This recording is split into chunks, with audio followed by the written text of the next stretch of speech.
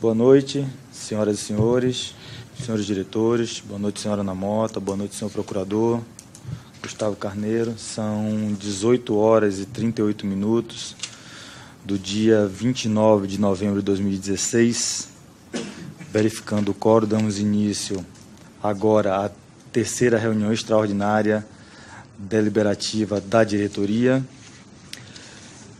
Mas, antes de nós começarmos a nossa reunião, eu gostaria de solicitar aos senhores que fizéssemos 1 minuto de silêncio em homenagem ao acontecido com a delegação, com a delegação de Chapecó, no acidente que aconteceu no dia de hoje.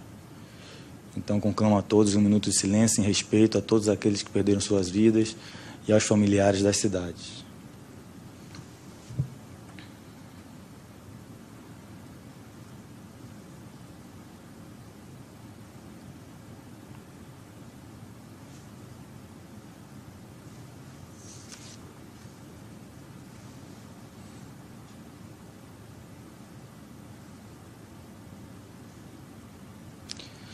Obrigado a todos. O primeiro assunto de nossa pauta se refere à deliberação sobre o processo submetido à apreciação da diretoria. Por favor, senhora Ana Mota, o chamamento ao processo.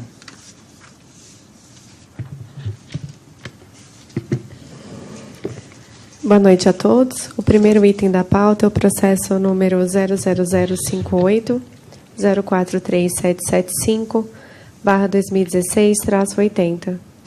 Assunto: processo de desestatização do aeroporto Salgado Filho, localizado no município de Porto Alegre, do Aeroporto Internacional de Salvador, deputado Luiz Eduardo Magalhães, localizado no município de Salvador, do Aeroporto de Florianópolis, Hercílio Luz, localizado no município de Florianópolis, e do Aeroporto Pinto Martins, localizado no município de Fortaleza. Diretor-relator, José Ricardo Botelho. Favor, diretor-presidente, a leitura do relatório. Trato os presentes autos dos atos necessários para a desestatização dos aeroportos Salgado Filho, localizado no município de Porto Alegre, deputado Luiz Eduardo Magalhães, localizado no município de Salvador, Hercílio Luz, localizado no município de Florianópolis, e Pinto Martins, localizado no município de Fortaleza. O escopo principal, como se verá, é submeter a decisão deste colegiado à aprovação da minuta do edital, incluindo a minuta do contrato de concessão e seus anexos, elaborado pela Superintendência de Regulação Econômica de Aeroportos, SRA, conforme competência definida no artigo 9º, inciso 9, do Regimento Interno da ANAC, Resolução 381, de 14 de junho de 2016. A autorização e as condições para a concessão de serviços públicos estão disciplinadas em uma sucessão de leis, regulamentos e atos administrativos, e, dentre eles, cabe relacionar aqueles principais regramentos fixados em atos dos poderes da União e órgãos competentes.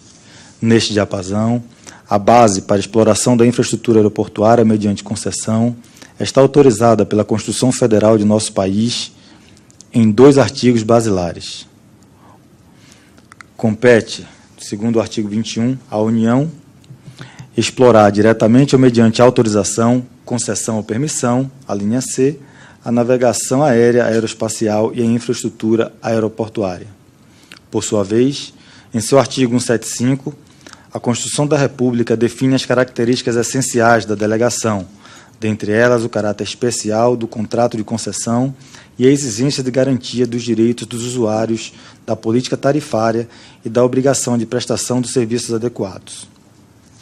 No âmbito infraconstitucional, por sua vez, a Lei 8.987, de 13 de fevereiro de 95, que rege o regime de concessão, dispõe sobre importantes premissas para a construção do processo de concessão, sendo certo que, algumas das quais, embora conceituais, servem de balizamento para diversas diretrizes que dão corpo à modelagem do processo como um todo. Essa mesma lei define os direitos e obrigações dos usuários, o conceito de serviço adequado, a política tarifária a ser aplicada, os critérios de da licitação e as cláusulas essenciais do contrato, incluindo encargos dos contratantes, formas de intervenção e de extinção da concessão. Além disso, mas na mesma linha de raciocínio legal, foi editado o Decreto número 7.624, de 22 de novembro de 2011, o qual traz em seu bojo cláusulas que devem constar no contrato, além das previstas no artigo 23 da Lei 8987 de 95 e no artigo 5º da Lei 11.079, de 30 de dezembro de 2004. Manifestada formalmente a intenção de desestatizar os aeroportos, foi iniciado o planejamento com os estudos de viabilidade técnica, econômica e ambiental, EVTEA, envolvendo a elaboração dos estudos de engenharia, ambientais e avaliação econômica financeira. Então, a partir dos dados coletados e aprovados pelos órgãos competentes, foram positivados os seguintes pontos: a. Cálculo da contribuição fixa inicial e anual, a modelagem econômica financeira, contemplando o cálculo dos parâmetros de viabilidade, os custos de investimentos e operação, e o estabelecimento de premissas de financiamento, tributárias e macroeconômicas. C. O levantamento do inventário das condições existentes no aeroporto. D. A avaliação da capacidade instalada, com suas diversas considerações. A análise e sugestão de equacionamento das possíveis restrições de tráfego aéreo. E F. A apresentação de anteprojeto de engenharia com as fases, etapas de implantação consistentes com as projeções de demanda e etc. No âmbito desses estudos, também foram feitos os levantamentos dos custos referentes à desapropriação e desocupação necessária às obras referentes à nova pista de pouso e decolagem do aeroporto de Salvador e à ampliação da pista do aeroporto de Porto Alegre, bem como dos valores referentes ao custeio de programas de adequação do efetivo da Infraero. Detalhando um pouco mais a complexa rede de legislação e órgãos envolvidos na elaboração de um edital desta magnitude, vale mencionar outra importante fonte de diretrizes que influenciam no planejamento da concessão, com repercussão direta sobre o edital e disposições contratuais derivadas dos órgãos competentes do governo. Esses órgãos, dentro dos limites legítimos da conveniência e oportunidade, definem condições especiais para cada empreendimento, de acordo com a percepção dos interesses públicos determinantes na conjuntura. Esta intervenção tem respaldo na Lei 9491, de 9 de setembro de 97, que prevê a participação do poder público, como não poderia deixar de ser, por ser o dono da coisa, no processo de desestatização, por meio da inclusão nos editais de princípios gerais e diretrizes, in verbis, artigo 7º. A desestatização dos serviços públicos, efetivada mediante uma das modalidades previstas no artigo 4º desta lei, pressupõe a delegação pelo poder público de concessão ou permissão do serviço, objeto da exploração, observada a legislação aplicável ao serviço. Parágrafo único. Os princípios gerais e as diretrizes específicas aplicáveis à concessão, permissão ou autorização, elaborados pelo poder público, deverão constar do edital de desestatização. Assim foi que, somando os esforços já existentes, o Departamento de Regulação e Concorrência da Aviação Civil do Ministério dos Transportes, Portos e Aviação Civil, amparado no Decreto 7.476, de 10 de maio de 2011, vinha exercendo a função de repassar à equipe de planejamento, por meio de ofícios, as diretrizes do governo específicas desta rodada de concessão.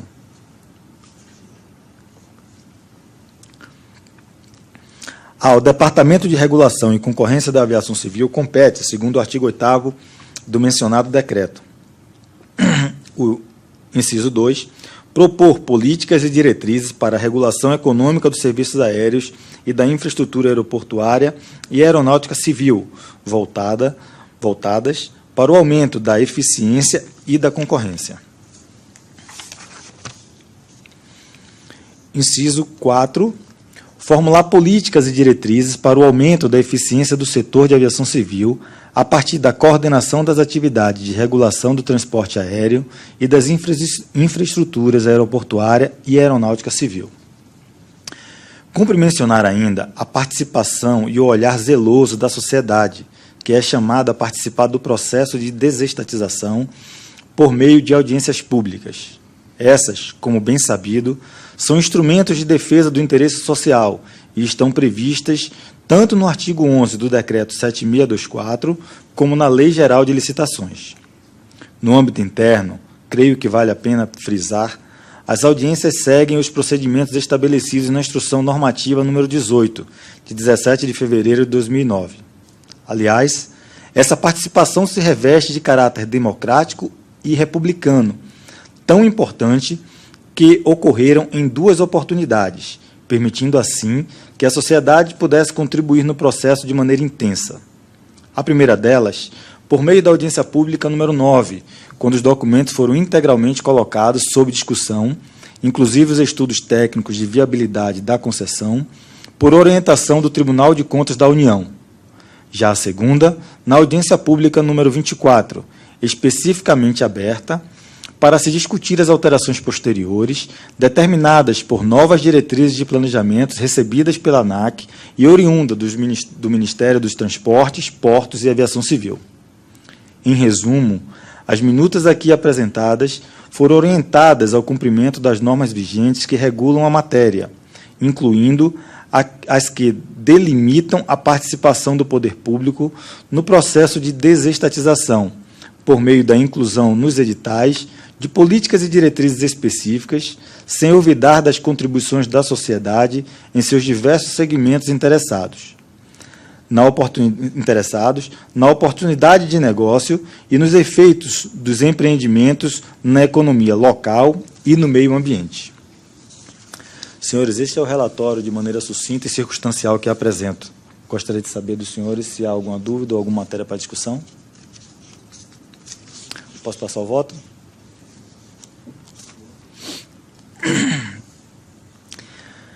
As minutas submetidas à apreciação do colegiado expressaram o resultado de um longo trabalho de planejamento, que contou com a participação de agentes de diversos órgãos. Cabe destacar a atuação da Superintendência de Regulação Econômica de Aeroportos, no papel de consolidar as diretrizes de governo, que, juntamente com os dados colhidos nos estudos de viabilidade, formam, em grande parte, o substrato que orientou a produção dos documentos jurídicos do processo. Destaca-se ainda o papel da Procuradoria Federal junto à ANAC, que, com profundidade, analisou os dispositivos do edital e seus anexos. Para o encaminhamento do voto, propus a apresentação por temas que, a meu ver, merecem destaques, ou porque representam inovações em relação às rodadas anteriores, ou porque foram levantadas em reflexões das áreas jurídica e técnica em suas análises prévias. Para facilitar o pronunciamento dos senhores diretores, os temas serão distinguidos por títulos.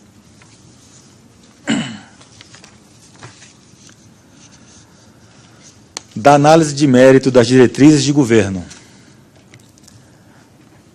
As minutas de edital e contrato, ora em apreciação, contemplaram, além dos aspectos regulatórios e concorrenciais sobre a responsabilidade da agência, as premissas decorrentes dos estudos de viabilidade, bem como as diretrizes do governo estabelecidas no decorrer da fase de planejamento pela então Secretaria de Aviação Civil da Presidência da República e, por último, pelo Ministério dos Transportes, Portos e Aviação Civil, assim como pelo Conselho do Programa de Parcerias de Investimentos. Tais diretrizes integram as políticas de desenvolvimento da infraestrutura aeroportuária mencionada no inciso 1 do artigo 1º, do anexo ao Decreto 7476, inciso 4 do artigo 7º, inciso 3 e 4 do artigo 8º, explícitos quanto à competência dos órgãos da Secretaria de Aviação Civil para a reformulação das referidas políticas.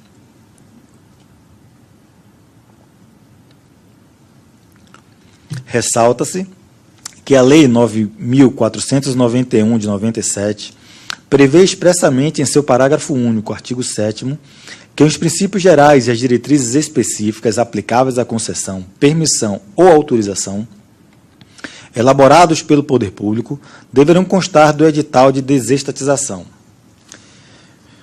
Considerando, portanto, que os ofícios que comunicaram as diretrizes de governo para esta rodada de concessão partiram de órgãos competentes para formular as políticas do setor de aviação e da infraestrutura aeroportuária, a inclusão no edital sem a manifestação da agência quanto ao mérito me parece encontrar respaldo no parecer da AGU número 51, de 12 de junho de 2003, aprovado pelo Presidente da República, segundo o qual, abre aspas, não há suficiente autonomia para as agências que lhes possa permitir ladear, mesmo dentro da lei, as políticas e orientações da administração superior, visto que a autonomia de que dispõem serve justamente para precipitar a atenção aos objetivos públicos. Sem embargo de tal entendimento, há nos autos a análise da Superintendência de Infraestrutura Aeroportuária por meio da nota técnica 49, que analisa a conformidade dos investimentos propostos nos estudos de viabilidade e planos de exploração aeroportuária decorrentes de diretrizes políticas em relação aos requisitos de infraestrutura aeroportuária previstos nos regulamentos brasileiros de aviação civil, concluindo que, entre aspas, os requisitos técnicos de infraestrutura aeroportuária referentes a tais investimentos não apresentam indícios de não conformidades que inviabilizem os projetos propostos. Adicionalmente, a área técnica defende que não é a primeira vez que tal discussão é enfrentada no âmbito da ANAC. E, na ocasião da rodada passada, a matéria havia sido decidida pela diretoria, que assim resolveu não haver discricionariedade da agência quanto às políticas públicas emanadas pelos órgãos competentes. E, por isso, não há que se falar em que as áreas técnicas dessa ANAC as fundamentem, ou seria por óbvio que elas poderiam manifestar posicionamento diverso à política proposta.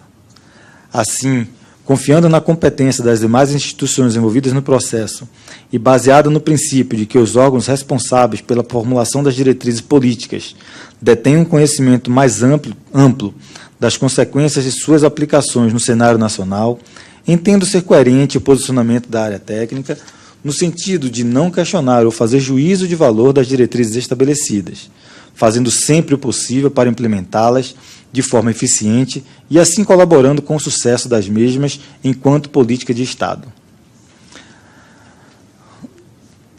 Título 3, da destinação de recurso ao Programa de Adequação do Efetivo da Infraero. Foi incluído no edital dispositivo que permite a destinação de recursos ao Programa de Adequação do Efetivo da Infraero, o qual tem por finalidade facilitar a empresa pública, atual operadora dos aeroportos em processo de desestatização, a lidar com um problema que se agrava a cada rodada de concessão, a gestão de pessoal. Com os recursos aportados, acredito ser possível incentivar a adesão ao programa, que tem por finalidade ajustar seu efetivo a uma nova realidade de prestação de serviços. A medida provisória 752, de 24 de novembro de 2016, deu suporte jurídico a tal iniciativa, afastando qualquer dúvida sobre a legalidade da destinação dos valores oriundos do pagamento das outorgas. Título 4, do pagamento das outorgas em parcelas crescentes. Uma outra importante inovação refere-se à forma de pagamento das outorgas, que está previsto para ocorrer em parcelas crescentes ao longo da concessão, considerando 5 anos de carência. Além disso, todo ágio deve ser pago de uma só vez junto à parcela inicial de 25% do valor mínimo da outorga, no momento da assinatura do contrato. Tal procedimento facilitará o desembolso das parcelas, aliviando o fluxo de caixa no período em que, normalmente, os investimentos em infraestruturas são maiores. Título 5, das restrições de participação por consórcio. Quanto às regras de participação na licitação, o edital proposto apresenta limitações quanto à participação de membros consorciados em mais de um consórcio e também restringe a adjudicação de mais de um aeroporto a um grupo proponente na mesma região geográfica. Nossa Procuradoria Federal entendeu, em sua análise, que a restrição acerca da participação de membros em múltiplos consórcios poderia colidir, ainda que parcialmente, com a regra que determina que cada consórcio só poderá ser vencedor de, no máximo, 2 aeroportos, e que não estejam na mesma região geográfica. Segundo o entendimento da Procuradoria, devido ao fato de que a presente licitação se processa por itens, a restrição imposta não encontraria amparo no artigo 36 da Lei 8666 de 93, se entendido que cada item constitui licitação distinta. Em resposta a essa interpretação, a SRA esclarece que o que resulta da redação proposta são restrições estruturadas no intuito de promover a concorrência e a lisura do processo, o que configura ato coerente com os objetivos do processo em pauta e afeta a competência desta agência, havendo tanto amparo legal quanto suporte nas diretrizes políticas. Aporta a SRA que a Lei de Concessões, em seu artigo 19, deixa claro tratar-se de uma faculdade do poder concedente possibilitar a participação em consórcio e, portanto, estabelecer restrições no exercício de tal faculdade, caso entenda relevante para a defesa do interesse público. Assim, analisando os itens do edital, observa-se que não há qualquer contradição nas normas de participação e na potencial contratação de múltiplos aeroportos por entidade. As regras estabelecem, de forma cumulativa, que uma empresa não pode participar de mais de um consórcio, nenhum grupo poderá ser vencedor em mais de 2 aeroportos e ainda nenhum desses grupos poderá ser vencedor em 2 aeroportos de uma mesma região. Assim, o que as cláusulas 3.3 e 5.25 do contrato determinam, em meu entendimento, é que nesta rodada uma entidade só poderá ser vencedora de, no máximo, um aeroporto em cada região geográfica. A cláusula 3.2 em nada conflita com essa determinação, pois apenas exige que consórcios concorrentes não seja formado por nenhum membro em comum. Título 6. Das restrições de participação por região geográfica. Quanto às restrições de participação no leilão, é importante destacar a recente diretriz de governo, constante no ofício número 95 do Ministério dos Transportes, que retirou o limite de 15% para a participação no consórcio de acionistas das concessões federais de infraestrutura, vigente na mesma região geográfica, atribuindo alcance apenas prospectivos ao artigo 5º da Resolução número 5 do Conselho do PPI, que estabeleceu a restrição. A interpretação, neste sentido, corroborada com os esclarecimentos prestados pela própria Secretaria do Conselho do PPI, por meio do ofício 60 de 2016, a meu ver, não se afasta do sentido literal do referido dispositivo, tanto que o próprio Tribunal de Contas questionou seu alcance por meio do ofício 491. Assim, entende-se que o conjunto das regras estabelecidas está amparado pelas diretrizes de governo que versam sobre a questão. Inciso, cláusula 7, da data da construção da segunda pista em Salvador. Outra importante modificação no planejamento ocorrida após a audiência pública número 9 refere-se à retirada do marco temporal, diga-se, dezembro de 2021, para a construção de uma segunda pista de pouso e decolagem no aeroporto de Salvador, permanecendo, no entanto, o gatilho de investimentos que determina que a pista deverá estar plenamente operacional no momento em que a demanda atingir o número de 130 mil passageiros anuais. Tal iniciativa garante que a futura concessionária somente invista na ampliação da capacidade da pista do aeroporto quando houver a expectativa de retorno que garanta a sustentabilidade do empreendimento, mantendo-se sempre o foco no padrão de atendimento aos usuários e às necessidades do sistema de transporte aéreo. Cláusula 8, da responsabilidade pela desocupação diária em Porto Alegre. A versão da minuta do contrato, que instruiu a audiência pública número 9, atribuía ao poder público a responsabilidade pela desocupação do sítio do aeroporto Salgado Filho, em Porto Alegre. Tal disposição foi alterada pela Secretaria de Políticas Regulatórias da Aviação do Ministério dos Transportes, Portos e Aviação Civil, por meio do ofício número 95, para atribuir à concessionária a obrigação de desocupar a área necessária à operação da pista 1129 após a sua ampliação. Neste ponto, ressalta-se que os procedimentos para a desocupação de áreas no aeroporto em Porto Alegre passaram a seguir a regra de desocupação de áreas em sítios aeroportuários adotados em concessões federais vigentes. Assim, não haverá prejuízos para a execução das obras ou para o processo licitatório, pois o valor da desocupação pré-estabelecido foi descontado do valor de outorga. Das considerações do regime especial de incentivos para o desenvolvimento da infraestrutura, REID, nos cálculos do valor das outorgas. Nesta rodada, os benefícios do REID foram desconsiderados no cálculo do valor de outorga mínima. A Secretaria de Política Regulatória da Aviação Civil promoveu a mudança após considerar contribuições da sociedade colhidas na audiência pública número 9, entre outras circunstâncias descritas na nota técnica número 40 da SPR, que presta esclarecimentos ao Tribunal de Contas da União sobre as alterações promovidas nos estudos de viabilidade após sua aprovação no primeiro estágio de fiscalização. Tal procedimento foi questionado pela Procuradoria da ANAC e pelo Tribunal de Contas.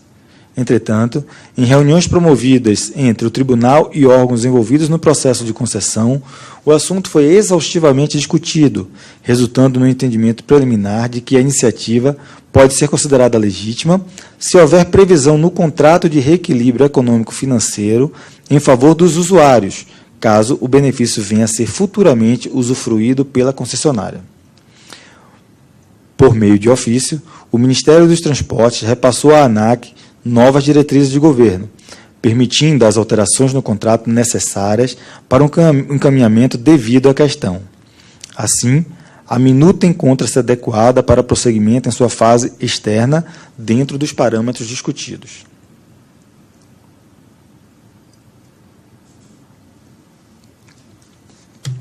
Das tarifas aeroportuárias. A minuta do contrato trouxe uma inovação relevante no que tange ao gerenciamento tarifário. As futuras concessionárias poderão praticar descontos de até 100% sobre os tetos das tarifas aeroportuárias de embarque, conexão, pouso e permanência das aeronaves do Grupo 1 e das tarifas unificadas de embarque e pouso e permanência do Grupo 2. As tarifas de conexão, pouso e permanência das aeronaves do Grupo 1 e as tarifas unificadas do Grupo 2 poderão ser majoradas em até 100% acima dos tetos fixados pela ANAC, desde que o valor médio arrecadado de cada tarifa anualmente seja inferior ou igual ao teto fixado. Desta forma, eventuais aumentos tarifários devem ser compensados por redução em outros períodos, para que a média dos valores não ultrapasse o limite dos tetos.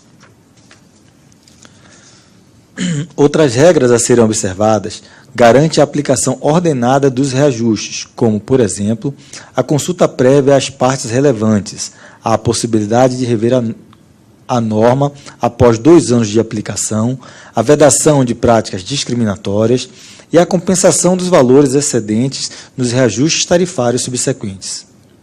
O mecanismo é motivado pela otimização da infraestrutura e para conferir maior liberdade à concessionária nas precificações de seus serviços. Veja a inovação como um ponto positivo para a política tarifária, que, a partir de então, estará mais próxima da política comercial da concessionária. Da contribuição ao sistema. As contribuições ao sistema são compostas dos valores ajustados no leilão, divididos em contribuição fixa inicial, correspondente a 25% do valor de outorga, acrescido do ágio, e contribuições fixas anuais, correspondente a 75% do valor da outorga, a serem pagas conforme o cronograma definido na cláusula 2.16 do contrato. Compõe ainda as contribuições aos sistemas, as parcelas variáveis no montante de 5% sobre a totalidade da receita bruta, em conformidade com a resolução número 5 do Conselho do PPI. A minuta do contrato prevê na cláusula 2.22 e subcláusulas a aplicação de multa moratória de 0,33% do valor devido por dia de atraso, limitado a 20%, acrescido de juros moratórios equivalente à taxa especial de liquidação e custódia, aplicáveis sobre as contribuições fixas e variável até o recebimento integral do valor devido. Ressalta-se, neste ponto, a exasperação da multa de mora aplicada no caso de atraso do pagamento das contribuições em relação às rodadas de concessão anteriores. Entende-se adequada a solução apresentada pela área técnica, inclusive considerando a melhoria textual incluída em função das sugestões da Procuradoria. da ausência do plano de ações imediatas. No início da concessão, é comum que a sociedade desenvolva a expectativa de que haverá melhorias nos serviços prestados. É importante para a credibilidade do projeto que melhorias imediatas ocorram. Na rodada anterior das concessões, um conjunto de pequenas intervenções nas instalações foram previstos no plano de ações imediatas, com esta finalidade.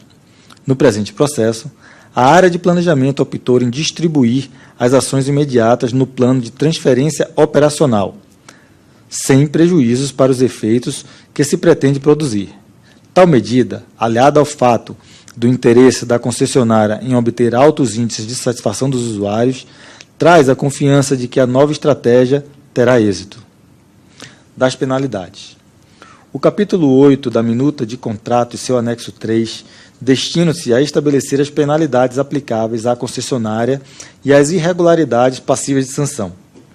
Embora não discipline sobre o processo de aplicação, como bem observou a Procuradoria Federal, o texto foi ajustado para mencionar a Lei Geral do Processo Administrativo, a Lei 9.784, de 99, como principal instrumento processual. Há previsão ainda de que um regulamento posterior possa complementar a lei geral.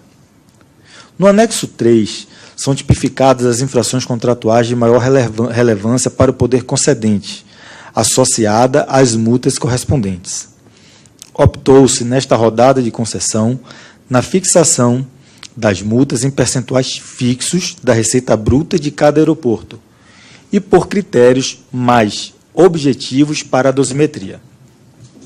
A redação final está ajustada às recomendações da Procuradoria Federal no tocante à possibilidade de aplicar a pena de advertência em infrações leves, desde que a concessionária admita o cometimento da falta e adote as medidas necessárias à efetiva correção da irregularidade.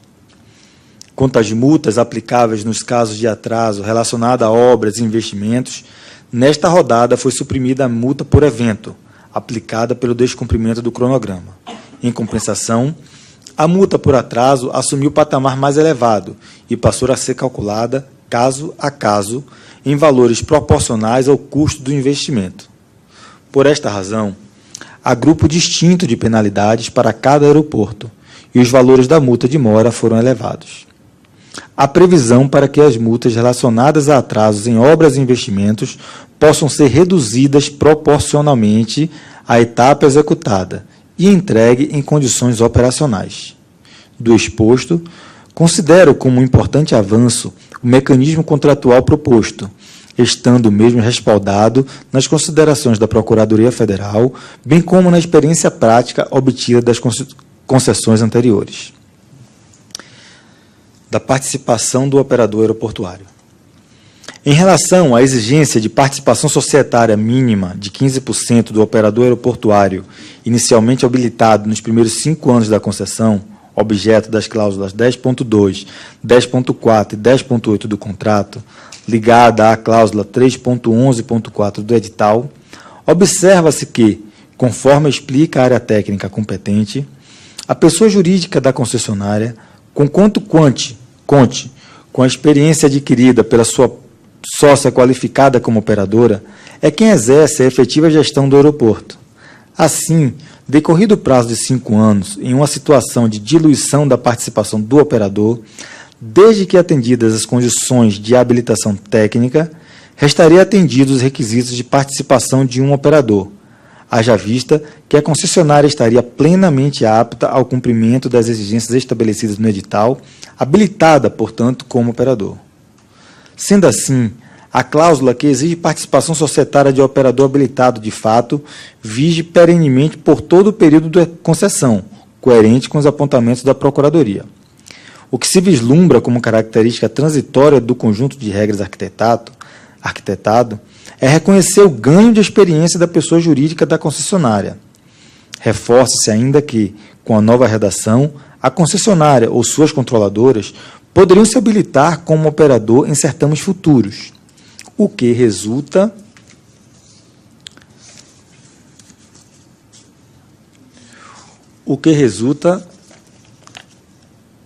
na multiplicação de entidades capacitadas para a exploração da atividade, contribuindo para o desenvolvimento do setor e para o cenário concorrencial.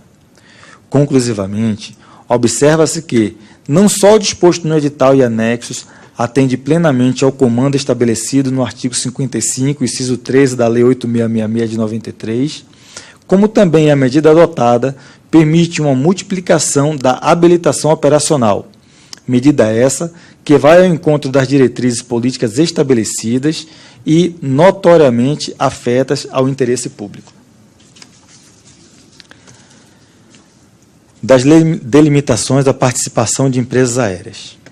A cláusula 3.17, as cláusulas 3.17 a 3.19 do edital estabelecem que as empresas aéreas não podem participar isoladamente do leilão, sendo admitida sua participação como membro de consórcios, desde que limitada a um total de 2% de participação societária no grupo consorciado.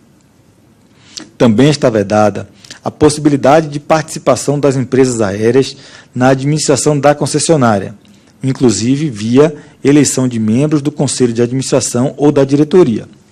Entretanto, a cláusula 3.18.1.2 estabelece que a participação de entidades ligadas às empresas aéreas, quando possuem um determinado nível de relação societária com a operadora do consórcio, não é considerada para avaliação do limite citado. Ou seja, é possível que a entidade ligada à empresa aérea participe com mais de 2% do capital da concessionária.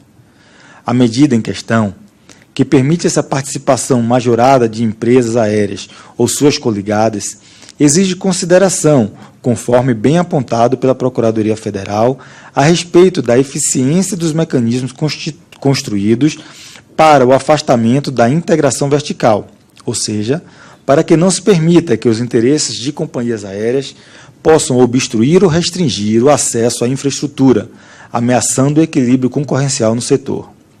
De fato, observa-se que a permissão concedida foi estabelecida por uma necessidade de mercado com fundamento concorrencial.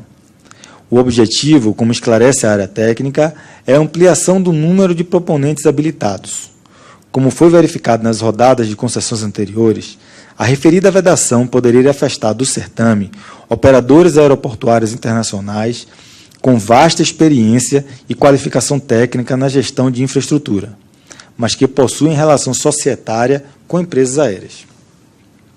Portanto, com foco no interesse público, dois aspectos opostos necessitam ser considerados: o risco de integração vertical do setor de transporte aéreo e o risco da perda concorrencial na licitação da infraestrutura aeroportuária.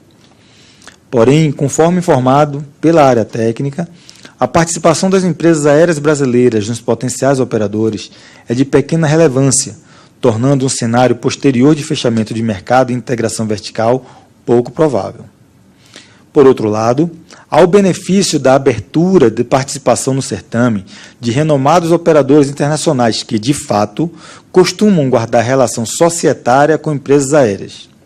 Sendo assim, considerou-se preponderante e mais benéfico ao desenvolvimento do setor otimizar o cenário concorrencial da licitação, visto que é de interesse primário que empresas experientes, capazes de oferecer serviços de alto nível com elevado grau de eficiência, participem dos consórcios, contribuindo não só com o ganho na concorrência inicial, mas com a multiplicação das competências técnicas do setor de infraestrutura aeroportuária no cenário nacional.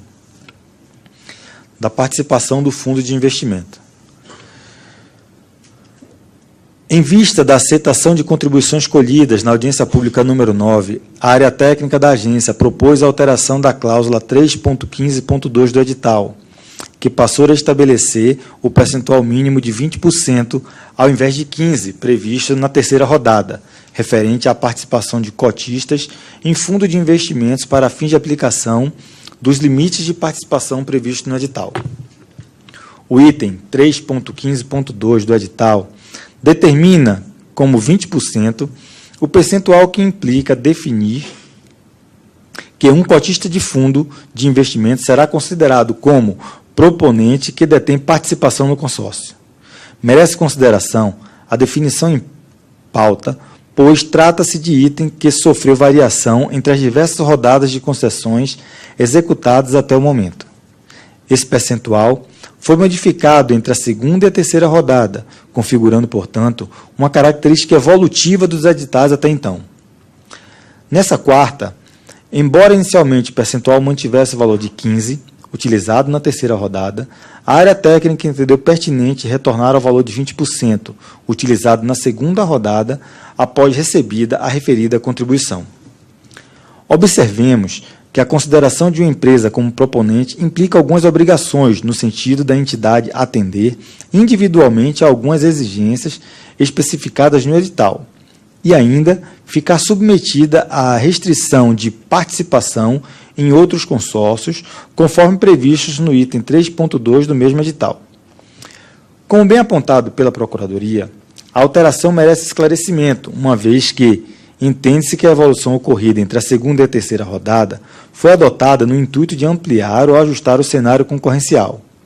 Tal esclarecimento foi provido pela área técnica, que informou que a decisão de acatar a contribuição se justifica pela opção de harmonização do conceito no edital com o conceito presente no artigo 243 da Lei 6404 de 1976, Lei das Sociedades por Ações.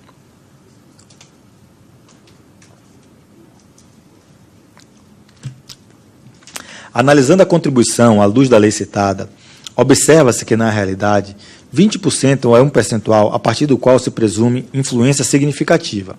Ou seja, a partir de 20% de participação, não há o que se discutir sobre se existe ou não influência significativa. Porém, o objetivo do artigo 243, ao definir parâmetros para determinar se uma sociedade é coligada, não está fundamentado no valor percentual de participação no capital, mas sim no efetivo poder de influência, como fica claro no parágrafo 4º do mesmo dispositivo. Entre aspas, considera-se que há influência significativa quando a investidora detém ou exerce o poder de participar nas decisões das políticas financeira ou operacional da investida sem controlá-la. Conclusivamente, é fácil ver que a composição dos itens 3.15.1 e 3.15.2 do edital afasta qualquer possibilidade de desvio no atingimento dos objetivos concorrenciais e no tocante ao respeito e coerência com a lei das SA. Isso porque a presença do item 3.15.1 do edital ratifica a intenção do artigo 4º da referida lei e deixa claro a primazia do conceito de influência relevante frente a qualquer percentual que se possa definir como limite. Sendo assim, independente da estipulação de um limite de 15 ou 20, o edital reflete com sucesso a preocupação de classificar a entidade como proponente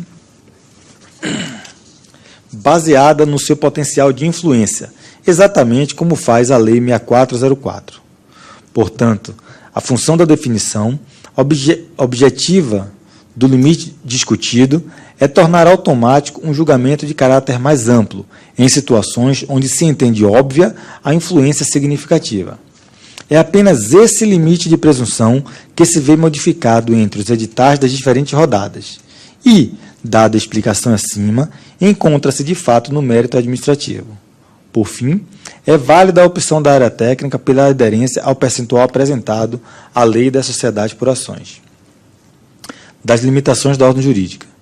No que diz respeito à cláusula 3.16 do edital, que trata das limitações à participação do leilão, esta foi integralmente substituída em atendimento à recomendação feita pela Procuradoria Federal da Agência, suprindo-se as omissões relevantes.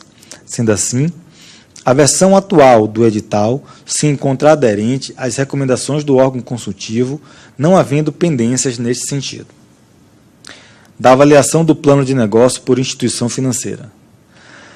A Procuradoria questiona a utilidade da exigência constante no item 4.29 do edital, que trata da apresentação por parte dos proponentes de declaração de instituição financeira com relação à viabilidade da proposta econômica, por meio da qual atestará que examinou o plano de negócios, e que considera viável a concessão de financiamentos necessários ao cumprimento das obrigações da futura concessionária.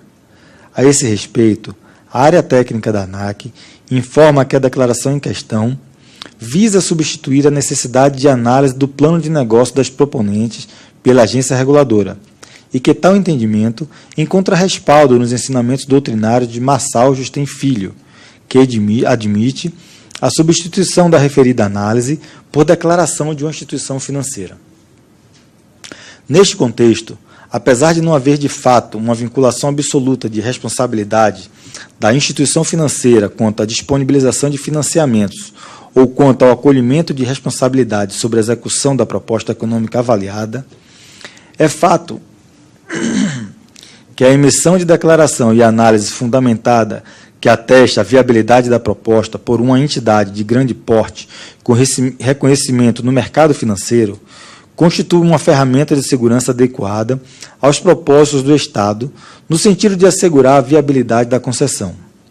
Assim, ainda que os vínculos legais para uma potencial responsabilização da instituição como responsável sejam insuficientes, a simples emissão da declaração tem valor de mercado, pois é lastreada pelo peso institucional do emitente.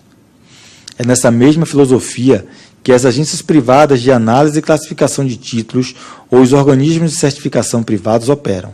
Ou seja, ainda que não se detenha um vínculo formal de responsabilidade pela recomendação, o mesmo decorre da representatividade da instituição no mercado em que opera e acaba por ter valor intrínseco prático, funcionando como um filtro adicional que visa impedir que propostas potencialmente inexequíveis ou inviáveis sejam consideradas. Sobre o item 4.3 do edital, que dispõe sobre a exigência do patrimônio líquido mínimo da instituição financeira que deve emitir a declaração que acompanha a proposta econômica, a SRA entende que a redução dessa exigência, que antes era de 2,5 bilhões e agora passa a ser de 1 bilhão, encontra justificativa no fato de que os aeroportos objetos da presente rodada são substancialmente menores. Consequentemente, os planos de negócio a serem atestados haverão de ser dotados de menor complexidade em relação aos anteriores. Assim, a redução do valor do patrimônio líquido exigido é coerente, tendo como objetivo a ampliação do número de instituições aptas. Da relação entre EVTEA e PEA. A subseção 5 da seção 1 do capítulo 3 da minuta de contrato determina que a concessionária deverá realizar os investimentos previstos no PEA, Plano de Exploração Aeroportuária, sempre submetendo os projetos relativos a tais investimentos à análise da ANAC. Como informa a área técnica na nota inicial que instrui o processo, o PEA contém as principais informações sobre os investimentos, indicadores de qualidade, gatilhos de investimentos e parâmetros de concessão. Esse plano foi formulado com base nas diretrizes governamentais e nos EVTEAs, devidamente aprovados pela Secretaria de Aviação Civil, SAC-PR. Como bem aponta a Procuradoria, fundamentada nos acordos números 157 de 2012 e 925 de 2016 do Tribunal de Contas, o PEA deve corresponder às previsões de investimentos apresentados no EVTEA. E, nessa linha, a área técnica, enquanto responsável pela elaboração do PEA, pontua claramente que a não incorporação integral das disposições dos EVTEA nos documentos da concessão não configura não correspondência entre os mesmos. Conforme esclareceu, um problema de planejamento aeroportuário terá inúmeras soluções possíveis, cada uma adequada ao modelo de negócio de um grupo interessado em particular, não cabendo ao poder concedente restringir integralmente as técnicas e linhas de gestão, mas devendo proceder à avaliação das diferentes propostas apresentadas com base nos estudos disponíveis. Ou seja, não deve a ANAC vincular as propostas à estrita correspondência ao EVTEA, mas sim delimitar um envelope de requisitos técnicos com grau de detalhamento adequado e suficiente para garantir o atingimento dos objetivos definidos e o acompanhamento dos resultados acordados e manutenção do nível de serviço estabelecido. Neste contexto, observa-se que, uma vez estabelecido um plano de exploração aeroportuária que engloba os objetivos e conceitos estabelecidos na EVTEA e que, principalmente, preza pela concisão, objetividade e eficiência na definição dos requisitos técnicos e econômicos a serem incorporados no processo licitatório, permite-se que os grupos interessados tenham suas propostas avaliadas de forma tecnicamente ampla e, assim, mais benéfica à persecução do objetivo máximo da concessão, qual seja o atendimento ao interesse público com a melhoria de qualidade do serviço de infraestrutura aeroportuária. Na mesma linha, conta-se ainda com instrumentos contratuais específicos, como o estabelecimento de fatores de ajuste de tarifa, que atrela o desempenho de gestão da concessionária e a implantação de melhorias ao rendimento oferido, o que garante ao poder concedente meio contínuo de incentivo ao aprimoramento da infraestrutura em si e da prestação de serviço. Notemos que a proa tomada pela área técnica condiz com tendência internacional da comunidade aeronáutica, onde cada vez mais se preza pelo estabelecimento de requisitos objetivamente ligados ao desempenho dos sistemas, passando da prescrição à avaliação de resultados. Dessa forma, como também pontuado pela área competente, a probabilidade de obtenção de soluções ótimas provenientes dos diversos interessados é aumentada, ao passo que se abre o leque de alternativas para, no final, garantir exatamente o cumprimento dos objetivos e resultados esperados nos estudos de base. Dos contratos com terceiros vigentes, além do prazo da concessão. Na minuta de contrato apresentada, o item 11.1 estabelece que a concessionária pode celebrar contratos com terceiros que envolvam a utilização de espaços no complexo aeroportuário pelo regime de direito privado, desde que observadas algumas regras, dentre as quais que o prazo de vigência não ultrapasse o da concessão, salvo nos casos em que o prazo remanescente da concessão não for suficiente para garantir viabilidade econômica ao empreendimento. Ainda assim, neste caso, exige-se que a celebração seja feita mediante prévia autorização dos Ministérios dos Transportes, Portos e Aviação Civil, ouvida a ANAC.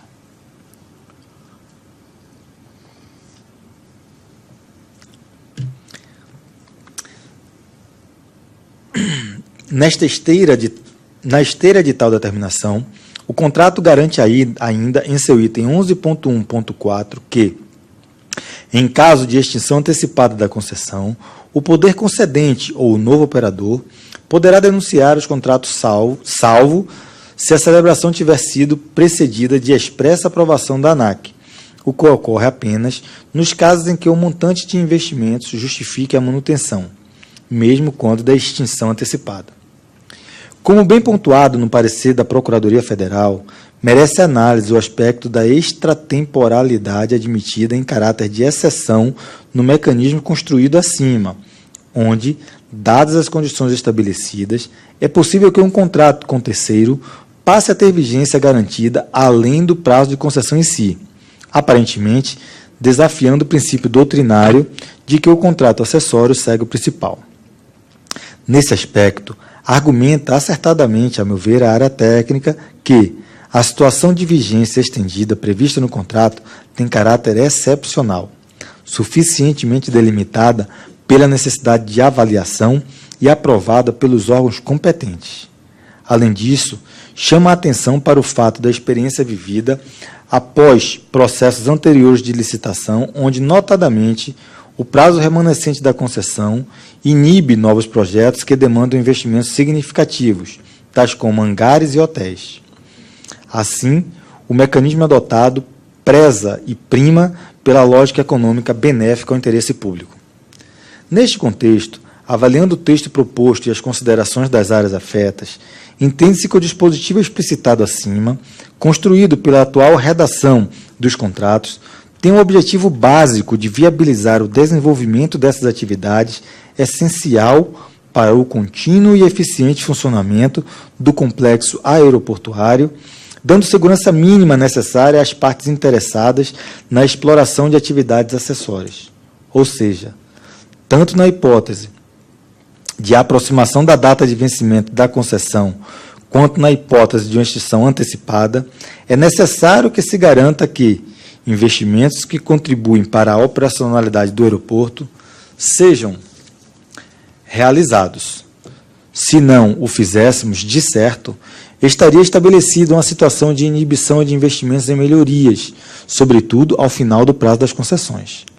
Salienta-se ainda que, coerentemente, estabelece o contrato a necessidade de expressa autorização do Ministério responsável para esses casos excepcionais, entidade competente para avaliar se a medida se justifica e garantir, sobretudo, o interesse público de forma geral.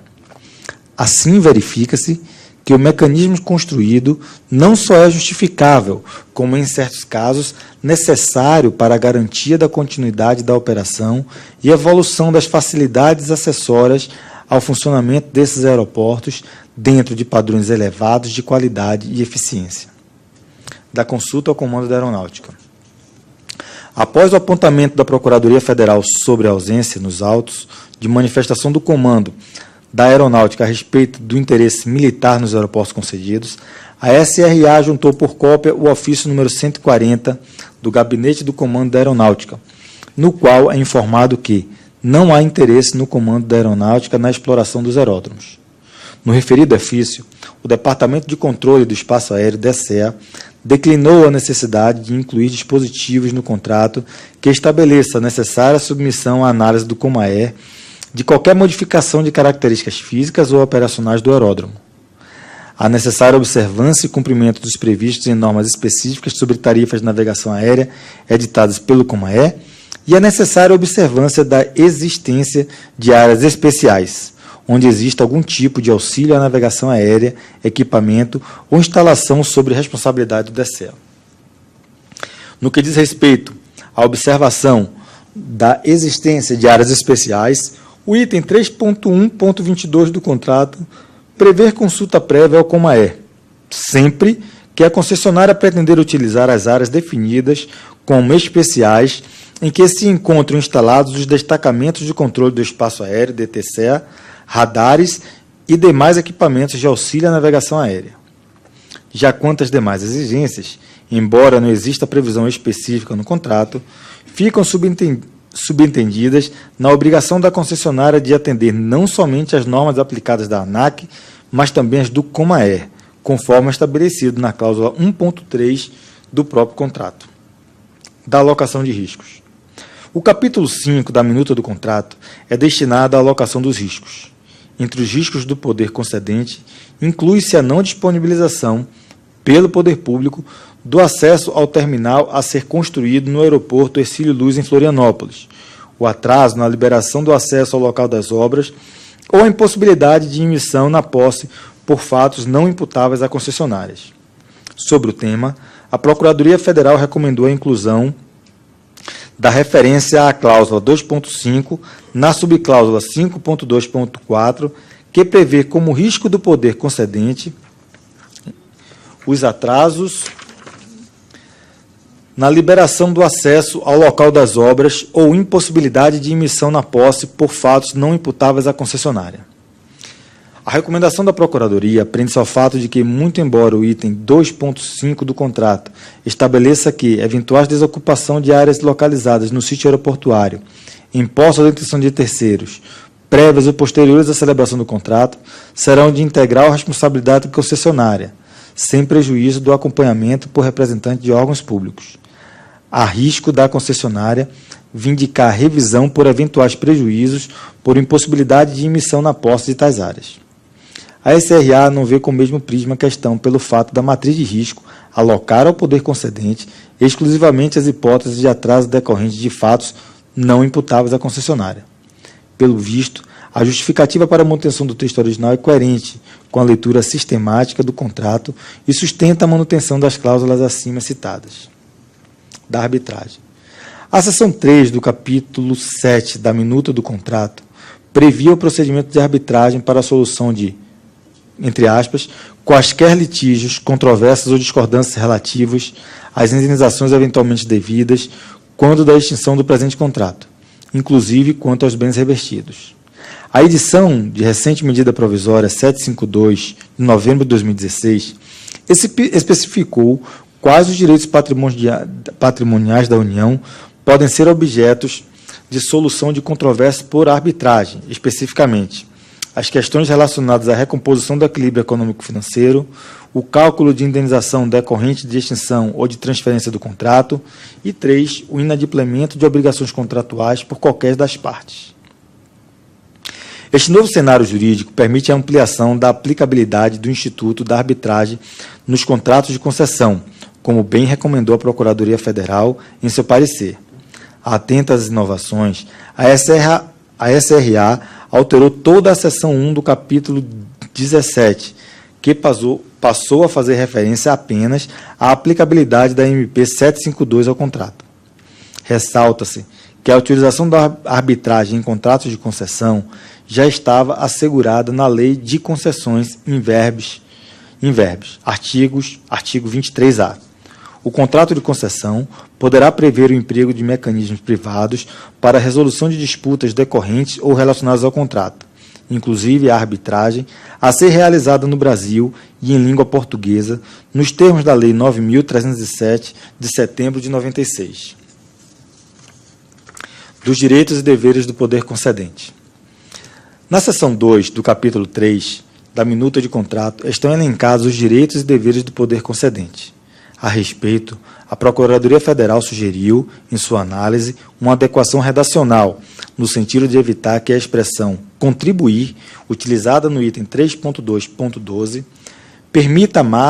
permite margem de interpretação incompatível com o objetivo e a finalidade da concessão.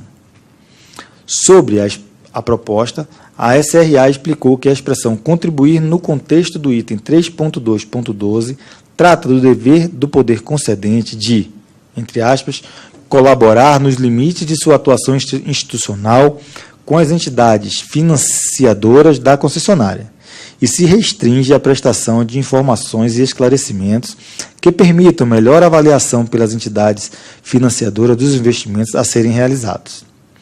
Não obstante a precisão literal do conceito declinado pela SRA, o item está inserido entre os deveres do poder concedente e, por esta razão, considero prudente zelar pelo uso da terminologia mais próxima ao mundo jurídico. Entendo, portanto, que deva prevalecer a sugestão da Procuradoria Federal pela preocupação levantada quanto à extensão do termo. Assim, proponho uma nova redação para o item, conforme menciono a seguir. Item 3.2.12. Colaborar, nos limites de sua atuação institucional, com as entidades financiadoras da concessionária, prestando as informações e esclarecimentos para contribuir com a viabilidade do financiamento dos investimentos, de forma a possibilitar a execução integral do objeto da concessão. Da inclusão de alteração do item 6.7 no Plano de Exploração Aeroportuária. A minuta do anexo 2, Plano de Exploração Aeroportuária, estabelece no item 6.2 que a concepção arquitetônica e padrões construtivos de novos terminais de passageiros ou ampliações dos terminais existentes deverão incorporar as melhores práticas internacionais em edificações similares. No entanto, no item 6.7, faz-se referência às melhores práticas em relação aos sistemas necessários à operação dos terminais, sem mencionar um parâmetro mais preciso de comparação. Neste ponto, também proponho uma nova redação para o item 6.7 do PEA, acrescentando a expressão em edificações similares e passando a ter a seguinte redação.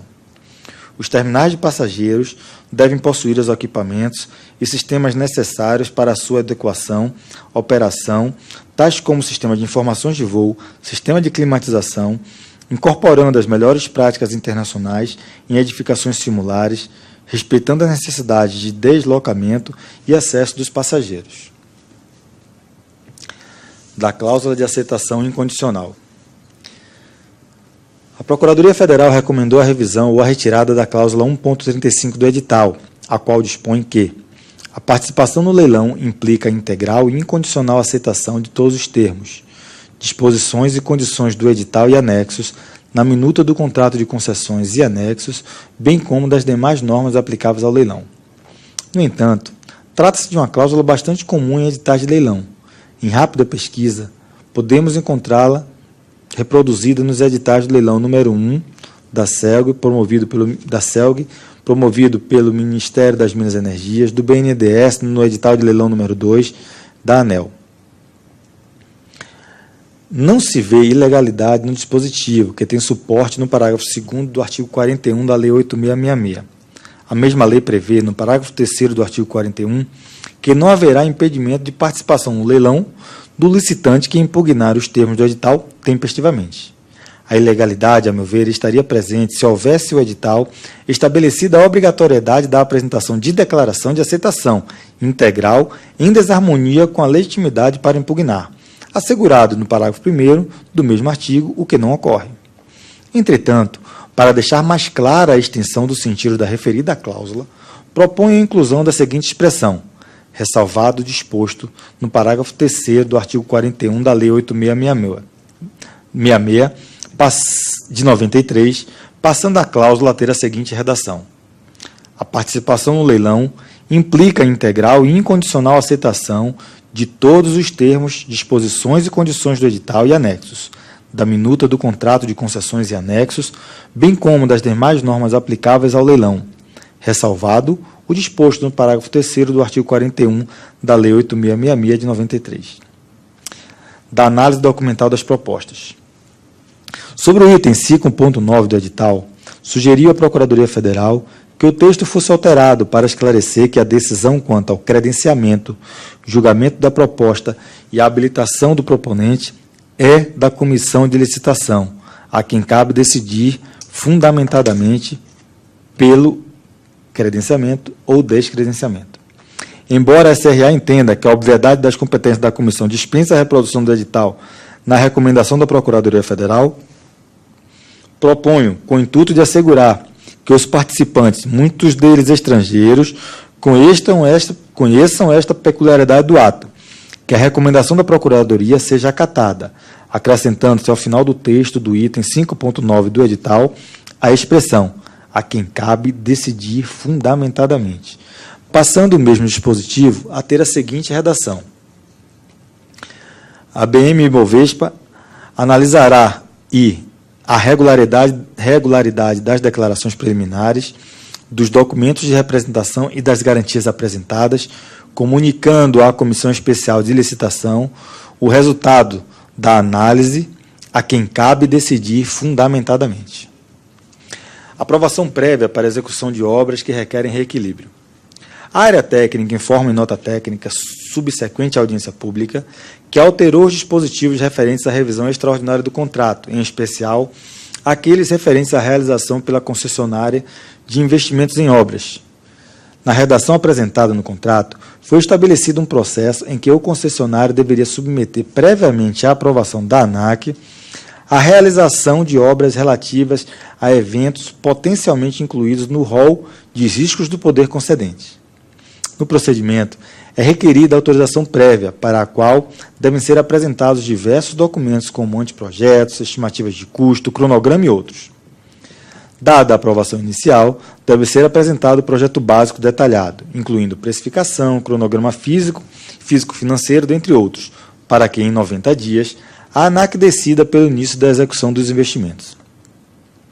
É importante que a ANAC avalie as situações de reequilíbrio, sobretudo as de caráter extraordinário, mas a própria natureza extraordinária da questão exige, em diversos casos, uma celeridade incompatível com o processo proposto.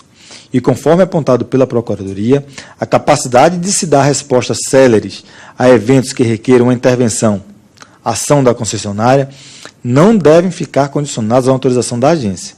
Nestes casos, a fixação de um rígido processo de aprovação prévia poderia colocar em risco a operacionalidade da infraestrutura, ameaçando o bom funcionamento do sistema de transporte aéreo e o atendimento aos usuários. Observemos que, independentemente de haver um processo anterior de autorização, o próprio contrato confere mecanismos para que a ANAC, enquanto poder concedente, não assuma a responsabilidade por investimentos indevidos ou que não se enquadrem nas possibilidades previstas no capítulo 5. Ou seja, a ANAC tem autonomia para posteriormente julgar se o objeto em si é válido para fins de revisão extraordinária e também se os custos são compatíveis com os custos de mercado. Por isso, no intuito de permitir uma gestão otimizada da concessão, Sugiro o regresso parcial da filosofia adotada na última rodada de concessões na seção Revisão Extraordinária. Todavia, incorporando o novo prazo constante no item 6.34 e inclusão do conteúdo do item 6.35, ambos da versão submetida. Assim, neste sentido, sugere-se: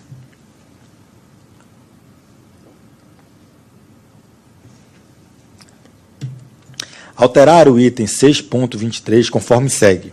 O pedido de revisão extraordinária formulado pela concessionária deverá ser instruído com todos os documentos necessários à demonstração do cabimento do pleito, conforme a regulamentação da ANAC. 6.23-1. A instrução deverá incluir relatório técnico ou laudo pericial que demonstre o impacto financeiro verificado ou projetado em decorrência do evento. 6.23-1.1. Quando se tratar de pleitos relativos a investimentos ou serviços que envolvam a realização de obras, a instrução deverá incluir projetos básicos com todos os elementos necessários à precificação do investimento, inclusive o orçamento analítico detalhado. 6.23-2. A ANAC poderá requisitar outros documentos, assim como relatórios, laudos, pareceres e estudos específicos elaborados pelas entidades. Eliminar o processo descrito nos itens 6.25 a 6.29 e substituir os itens 6.30 a 6.31, adequando a numeração conforme foi mencionado, menciono neste voto. 6.25. Na hipótese de novos investimentos ou serviços solicitados pela ANAC e não previstos no contrato, a ANAC poderá requerer à concessionária previamente ao processo de recomposição do equilíbrio econômico-financeiro a elaboração do projeto básico das obras e serviços, considerando que 6.25-1, o referido projeto básico deverá conter todos os elementos necessários à precificação. 6.25, a ANAC estabelecerá o valor limite dos custos dos projetos e estudos a serem considerados. 6.25.3, no prazo máximo de 45 dias, a ANAC fará a análise e aprovação do projeto básico, permitindo emitir autorizações parciais de contratação durante o período de análise. 6.25.4. A concessionária deverá submeter à agência todas as alterações do projeto básico posteriores à sua aprovação inicial para fins de análise e nova aprovação da agência. E 6.25-5. Caso o projeto básico não seja aprovado, a concessionária terá o prazo máximo a ser fixado pela agência para reapresentá-lo com as adequações necessárias. Do voto. Ante o exposto, senhores, e com base na nota técnica 01 da SRA ANAC de 28 de novembro de 2016 e no parecer número 8 da Procuradoria-Geral da Procuradoria-Geral da Agência de 10 de novembro de 2016 e com fulcro na Lei 11.182 de 27 de setembro de 2005, artigo 8º, inciso 24 da Lei 8987 de 13 de fevereiro de 95, do Decreto 7.624, de 22 de novembro de 2011, e no Decreto 8.517, de novembro de 2015, voto favoravelmente. Item 1. A aprovação do edital e do contrato e seus respectivos anexos, referente ao processo de desestatização dos aeroportos Salgado Filho, localizado no município de Porto Alegre, deputado Luiz Eduardo Magalhães, localizado no município de Salvador, Ercílio Luz, localizado no município de Florianópolis, e Pinto Martins, localizado no município de Fortaleza. As recomendações de alterações da redação, item 2. Favoravelmente às recomendações de alteração de redação expostas nesse voto. Item 3. A determinação de publicação do aviso de licitação no Diário Oficial da União, em edição extraordinária da presente data, pela assessoria técnica da ASTEC, ou assim que possível. A autorização para que a SRA, em nome da ANAC e para o bom andamento do processo, emita as comunicações aos órgãos que efetivamente terão que desocupar áreas do complexo aeroportuário. E 5. A remessa ao Tribunal de Contas da União do edital, contrato e anexos, após a publicação do Diário Oficial, conforme preconiza o artigo 7º, inciso 2, da Instrução Normativa do Tribunal de Contas, número 27, de dezembro de 98, assim como de eventuais impugnações ao edital e respectivas respostas. É como voto, senhores diretores. Coloco em votação, diretor Juliano. É só parabenizar aí o trabalho das equipes técnicas, SRA, CIA e toda a equipe técnica da agência que ficou envolvida nesse projeto. A gente sabe o trabalho que dá para chegar nesse ponto. Reconhecer aí o excelente trabalho da Procuradoria, que também acompanhou desde o começo, sempre à mesa, sempre ajudando a trilhar o melhor caminho. E eu acompanho o relator. Obrigado, diretor. Diretor Paz. Faço minhas palavras do Juliano e acompanho o relator. Muito obrigado, diretor Fenelon. Acompanho o relator. Obrigado. Eu acompanho o Juliano, o brigadeiro e o relator. Obrigado, diretor Ricardo.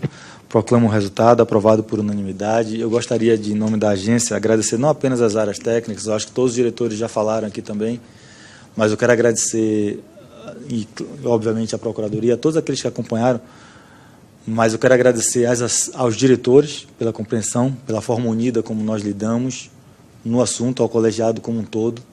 Recebo meu muito obrigado, e às assessorias de todos os senhores. A todo momento, a minha assessoria, a assessoria de todos vocês estavam juntas, trabalhando para que nós chegássemos ao ponto de hoje. Então, recebam, por favor, meu muito obrigado também às assessorias aqui presentes. Mota, senhores, temos mais alguma coisa a deliberar hoje? Nada? Astec? Mais nada?